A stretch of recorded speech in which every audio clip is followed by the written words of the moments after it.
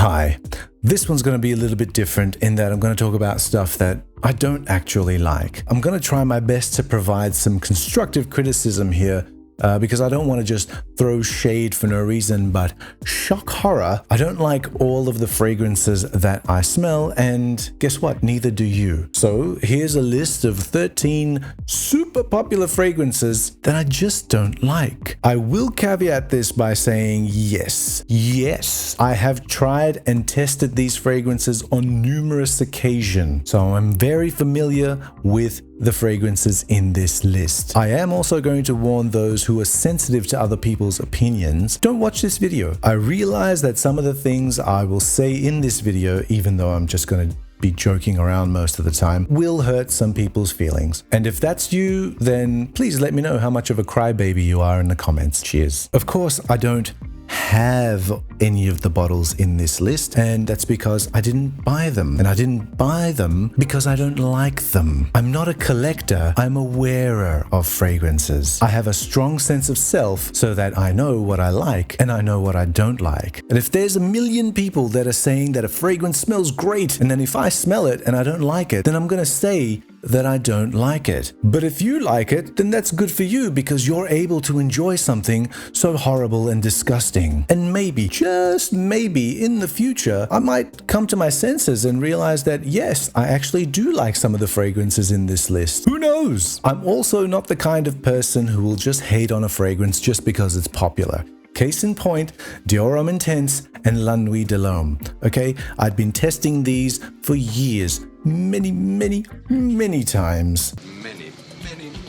Until it finally clicked and I bought them last year, and now I absolutely love the crap out of them. But they're not on this list. So let's kick off. So the first one on this list is called this one, Bleu de Chanel. More like Meh de Chanel. It's in almost every top 10 list. Guys, I'm sick of it. People, there has got to be some other shit out there. Seriously. Don't get me wrong, when it came out back in 2010, I did smell it. I went and I tested it and I thought, yeah, it's okay, but it's very pedestrian. And then I remembered, oh yeah, it's a Chanel. Most fragrances they put out are very pedestrian, except for Coco Eau de Parfum, Gardenia, and Coromandel Eau de Toilette Concentrate. That's it. Now, I actually did my homework on this just so that I know I'm not spitting crazy talk here, and I went back, way back in the time, to July and August of 2010. And I read the reviews from all the fragrance review boards. And guess what? Nobody really liked it. People were like, oh, what a complete letdown. And this is a copy of Axe body spray in a nicer bottle. And the ones who did like it didn't really like it. They were like, oh yeah, it's nice, but I expected more from Chanel. Hey, why is that? Well, I'm glad you asked. It's because they were being honest. It's because the hype train hadn't taken off yet. It's because bandwagoners hadn't jumped on board yet. It's because the fear of being ostracized and speaking your mind for sharing the minority point of view wasn't a thing yet. You'll find that this behavior is a common theme amongst these super popular fragrances that I just don't like. Now, I must state that there is absolutely nothing wrong if you like these fragrances. It's just that you're a bit basic. I mean, you might have a fragrance collection of 1,000+ bottles, but if you like any of the ones in this list a lot, you're just basic. Hey, I'm honest because I care. The next one is another pedestrian Chanel. It's called Chanel Allure Homme Sport Eau Extrême, or see. Bless you. Seriously, if I had $1 for every time I've seen this in a top 10 list, I'd be so rich that I'd get Jeff Bezos to mow my lawn. So bloody boring. Next is Sausage. Oh, Dior. Dior is like my favorite fragrance house, but this thing is an abomination. I had a bottle of the Eau de Parfum, I used it twice and I gave it away. And I think I've mentioned this before, but this scent just doesn't work on my skin chemistry. The ambroxan in Sausage smells like my armpits after a hard day at your mother's house. Compliments. You want compliments? Let me get this straight. You want someone to compliment you on your fragrance. Why? You ugly? You're out of shape? You don't dress well? You don't speak well? You don't groom yourself well? You don't carry yourself with confidence? Remember, when somebody compliments you on your fragrance, they're complimenting the fragrance, not you. The best fragrances never pull compliments. It's because they amplify an aspect of your character. They make you attractive by getting you noticed on a subconscious level. People will be attracted by the part of your character that has been amplified by the scent. Whether you'd be wearing a strong scent or a warm scent or a playful scent or a mysterious scent. And that brings me to the next one in this list. Blue fragrances in general. Except for Polo Sport and Narciso Rodriguez Blue Noir. They're great. But every other blue fragrance sucks ass. Sit down, son.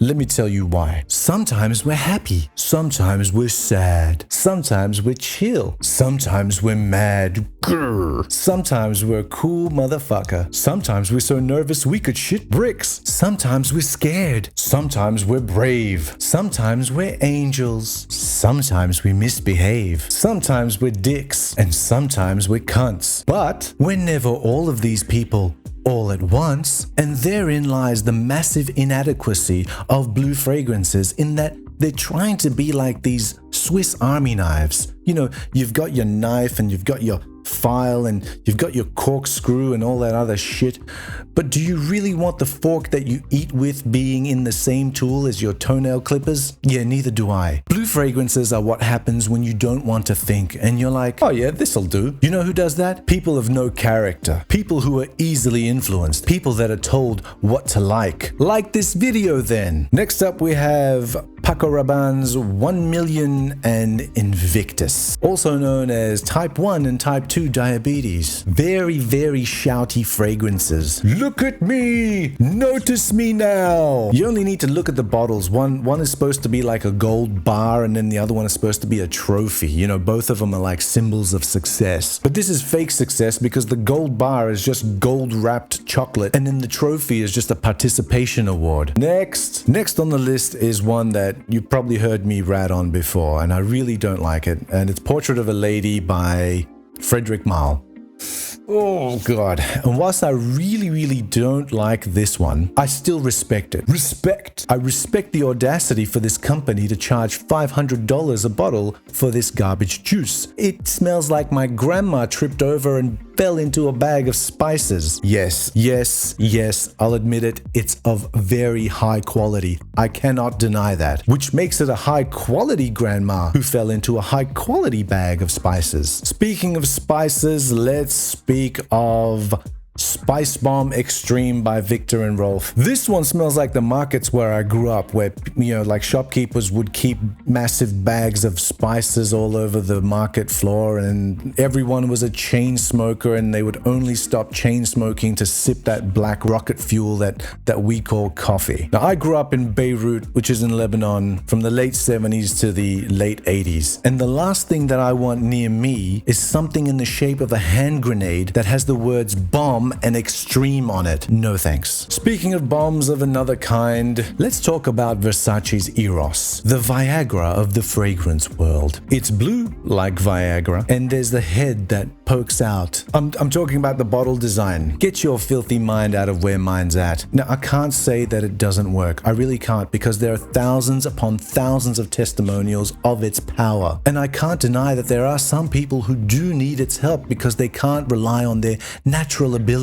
I'm still talking about Eros. But what happens when it fades away and all that's left is your flaccid personality? Well, this is awkward. And next we have Le Male by Jean-Paul Gaultier, which is basically like the Versace Eros of the 90s. This would literally make me choke back in the mid-90s, 95, 96, when people around me were wearing it. And man, did people wear the absolute living shit out of this. This was around the start of my clubbing days, and around 7 out of every 10 guys would be wearing this fragrance. It was this nuclear-powered fragrance, and if you put a few young lads together, their combined sillage would bend space and time. Francis Kirkjan is a genius.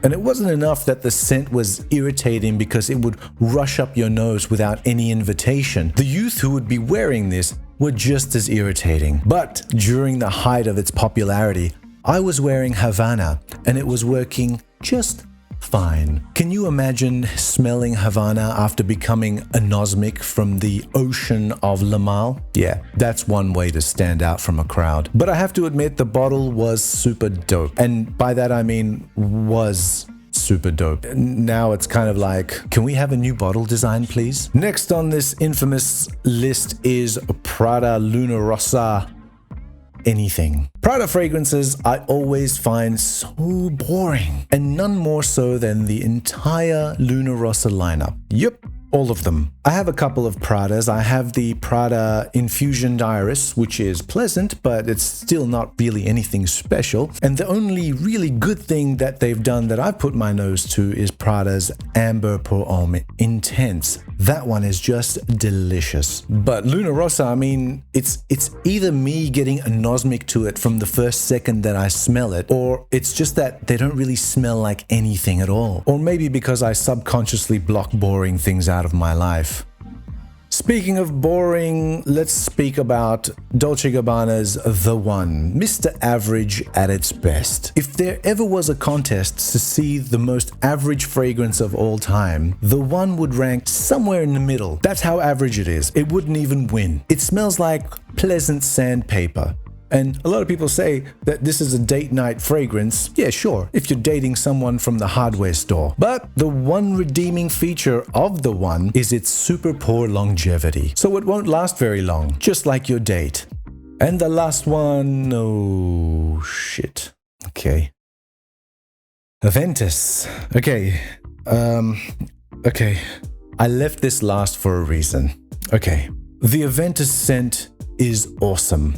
The smell is great. The Creed brothers who concocted the juice are legends. But the batch variations suck. The fruity batches suck. The decrease in quality sucks. The increase in price sucks. The existence of clones that are indistinguishable in the air really sucks. And it's that last one. The fact that you can get a near dupe for a literal 1/10 of the price, and it won't have any batch variation. That sucks. Yes, the clones are not exactly the same if you really wanted to scrutinize, but they're in the same ballpark, and to the average nose, it's not going to make any difference because they won't be able to pick up on that. Truth be told here, if I could pick up the Aventus that they made between 2013 and 2015, for even at half the price of what it is today, like where I'm at now, Aventus costs around $500 for a 100ml bottle. So for $250, if I could pick up the Aventus that they made between 2013 and 2015, I would get it over any clone, no question. But I can't, and that sucks. Aventus has become a victim of its own success, a caricature of itself, and the fact that it's become more of a status symbol rather than a fragrance to be worn and enjoyed really sucks.